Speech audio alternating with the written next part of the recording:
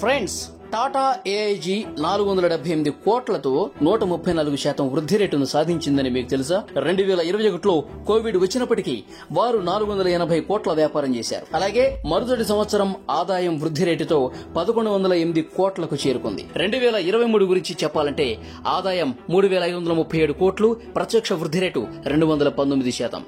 దీని కారణంగా వారు కేవలం 7 సంవత్సరాలలో 500 స్టోర్లు ప్రారంభించారు. ఆదిత్య బిర్లా గ్రూప్ లో చాలా ఫ్యాషన్ బ్రాండ్లు ఉన్నాయి. అవి నష్టాలు నడుస్తున్నాయి. అయితే మొదటి రోజు నుండి ఈ మార్కెట్లో టాటా జూడియో మాత్రం లాభదాయకంగా ముందుకు సాగింది. దీన్ని టాటా జూడియో ఎలా చేస్తోంది? టీవీ సెలబ్రిటీలతో ప్రకటనలు చేయకపోతే వారు ఎలా మార్కెటింగ్ చేస్తున్నారు? వారికి ఆన్లైన్ స్టోర్లు లేకుంటే అవి వినియోగదారులకు ఎలా చేరుతున్నాయి? వారు సేల్స్ మరియు డిస్కౌంట్లను అందించకపోతే వారి వద్దకే కస్టమర్లు ఎందుకు వస్తున్నారు? ఈ ప్రశ్నలన్నింటికీ సమాధానాలను మనం ఈ వీడియోలో తెలుసుకుందాం. దాంతోపాటు వారు తమ ఉత్పత్తులకు సరసమైన ధరను ఎలా అందిస్తారు? ఇప్పటికీ అధిక లాభాలు ఎలా పొందుతున్నారు? ముఖ్యంగా వారు మార్కెట్ ను అంత త్వరగా ఎలా స్వాధీనం చేసుకున్నారు? టాటా వాల్యూ ఓరియంటెడ్ బ్రాండ్లను సృష్టిస్తుందని మరియు టాటా జూడియో వాటిలో ఒకటి అని చాలా మందికి తెలుసు. ఈ బ్రాండ్ కొత్త బట్టలు మరియు పాదరక్షకులను ప్రసిద్ధి చెందింది. వారు కేవలం బట్టల వ్యాపారం చేయాలనుకుంటే టాటా యొక్క వెస్ట్ సైడ్ ఇప్పటికే ఉంది. కాబట్టి ఈ కొత్త బ్రాండ్ అవసరం ఏంటి? సరే, టాటా యొక్క ఫ్యాషన్ రిటైల్ నిర్వహించే కంపెనీని ట్రెంట్ లిమిటెడ్ అని పిలుస్తారు. ఇందులో వెస్ట్ సైడ్ మరియు ఈ కొత్త బ్రాండ్ రెండు ఉన్నాయి.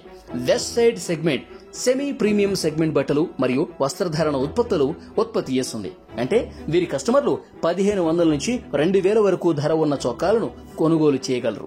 దురదృష్టవశాత్తు మన భారతదేశంలో చొక్కాను ఈ ధరతో కొనుగోలు చేసే జనాభా చాలా తక్కువగా ఉంటారు. జియో లాంచ్ చేసిన అన్ని పెద్ద బ్రాండ్లు ఫాస్ట్ ఫ్యాషన్ గా ఉన్నాయి.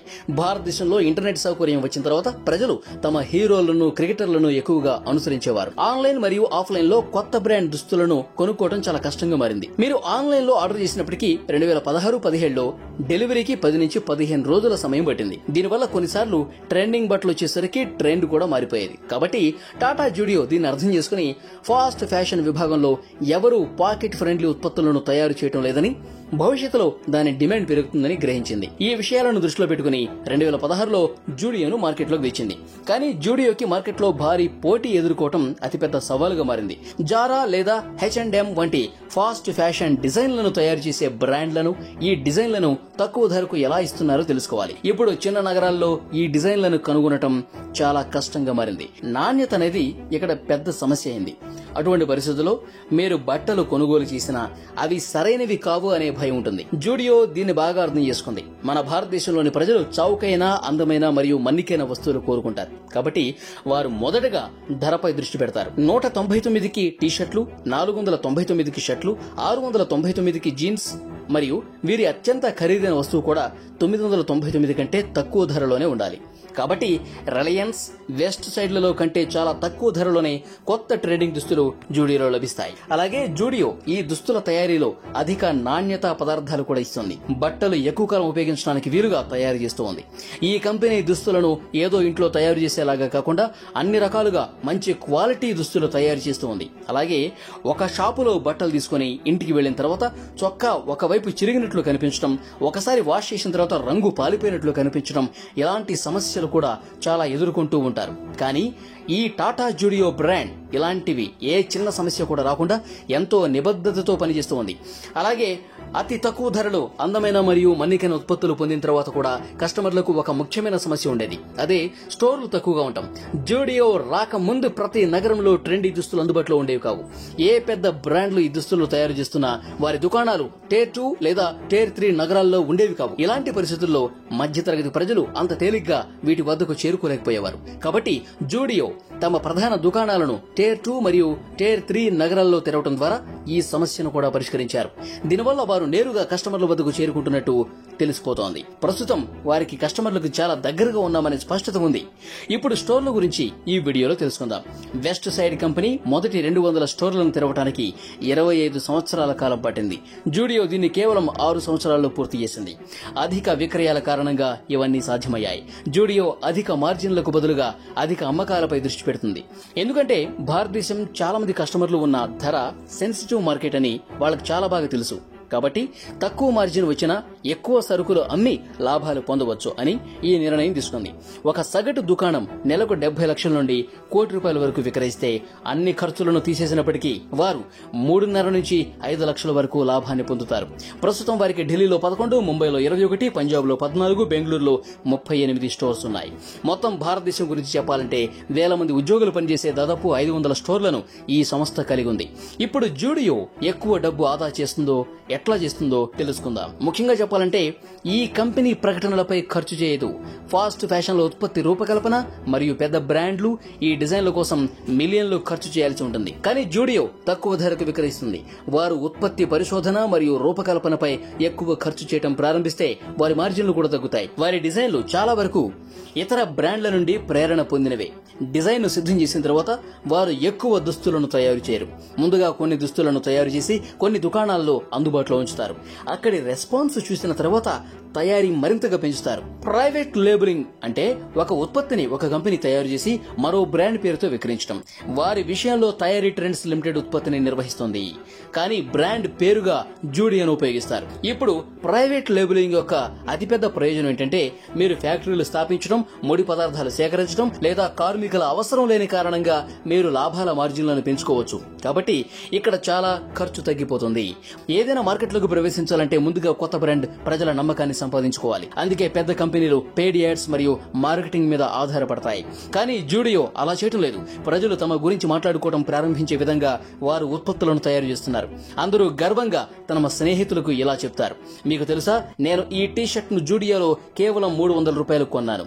తర్వాతసారి నువ్వు కూడా నాతో రా, జూడియోలో మంచి బ్రాండెడ్ దుస్తులు తక్కువ ధరలో లభిస్తాయని ఒకరికొకరు మౌత్ పబ్లిసిటీ చేస్తారు. కాబట్టి ఫ్రెండ్స్, ఈ రకమైన మార్కెటింగ్ చాలా ఆటోమేటిక్ గా ఈజీగా జరిగిపోతుంది. రెండవది, జూడియో ట్రస్ట్ కిందకు వస్తుంది. అంటే వారికి 100 సంవత్సరాలకు పైగా వారసత్వం ఉంది. కాబట్టి ప్రజలు నాణ్యత లేదా మెటీరియల్ గురించి ఆలోచించాల్సిన అవసరం లేదు. జూడియో అయితే బాగుంటుందనేది జనాల మనసుల్లో నాటుకుపోయింది. నాలుగవది, ఆన్లైన్ అమ్మకం కాదు. 119 నగరాల్లో జూడియో స్టోర్లు కలిగి ఉంది. అవి నిరంతరం పనిచేస్తూనే ఉన్నాయి. అయినప్పటికీ వారు ఈ కామర్స్ లోకి వెళ్లాలని ఎప్పుడూ ఆలోచించలేదు. వారు పూర్తిగా వారి భౌతిక దుకాణాలపై ఆధారపడతారు. అయితే వీరు ఎందుకు అలా చేస్తున్నారు అనడానికి 2 కారణాలు ఉన్నాయి. మొదట, డెలివరీ ఖర్చులు. ఉత్పత్తిని ఆన్లైన్ లో ఆర్డర్ చేసినప్పుడు షిప్పింగ్ ఖర్చులుంటాయి. రెండవ కారణం, రాబడిపై నష్టం వస్తుంది. ఈ కామర్స్ వ్యాపారంలో అధిక రాబడి రేట్లు పెద్ద సమస్య అని వీళ్లకు చాలా బాగా తెలుసు. ప్రజలు ఆర్డర్ ఇచ్చేదానికంటే ఎక్కువగా ఉత్పత్తులు రిటర్న్ చేస్తారు. ఇది లాజిస్టిక్స్ లో చాలా నష్టాలు కలిగిస్తుంది. అందుకే జూడియో ఆన్లైన్ మార్కెట్ లోకి ప్రవేశించడానికి ఇష్టపడదు. ఐదవది, సున్నా యాజమాన్య దుకాణాలు. జూడియో ఒక్క స్టోరీ కూడా అద్దె చెల్లించడం లేదని తెలిస్తే మీరు ఆశ్చర్యపోతారు.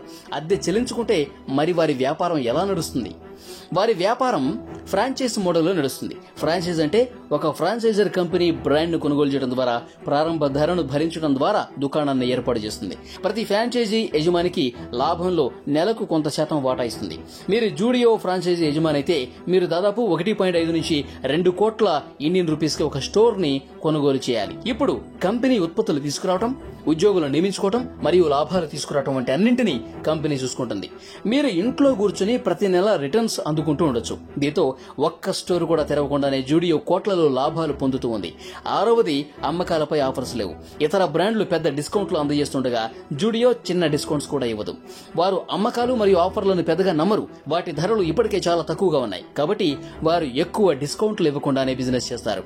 ఏమైనప్పటికీ ఈ తగ్గింపులు మరియు విక్రయాల ఉద్దేశం ఎక్కువ మంది కస్టమర్స్ లను ఆకర్షించడమే. కానీ జూడియోలో నాణ్యత మరియు ధర కారణంగా వారు కస్టమర్లను ఆకర్షించాల్సిన అవసరం లేదు.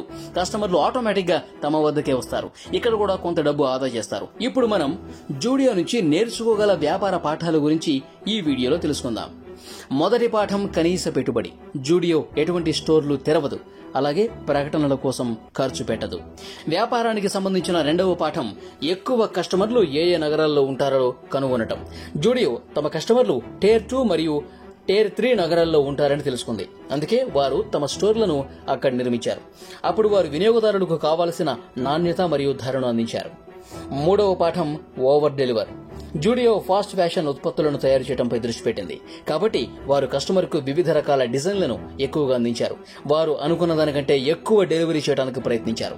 ఇతర బ్రాండ్లు కొత్త స్టాకును తీసుకురావడం కష్టంగా ఉన్న చోట వారు తమ మొత్తం స్టాకును కేవలం 2-3 వారాల్లోనే దిగుమతి చేసుకుంటున్నారు. దీని కారణంగా వారు చాలా త్వరగా మార్కెట్లోకి విస్తరించగలిగారు. కాబట్టి మిత్రులారా, ఈ వీడియో మీకు నచ్చినట్లయితే దయచేసి లైక్ చేయండి. అలాగే మీ స్నేహితులకు కూడా షేర్ చేయండి.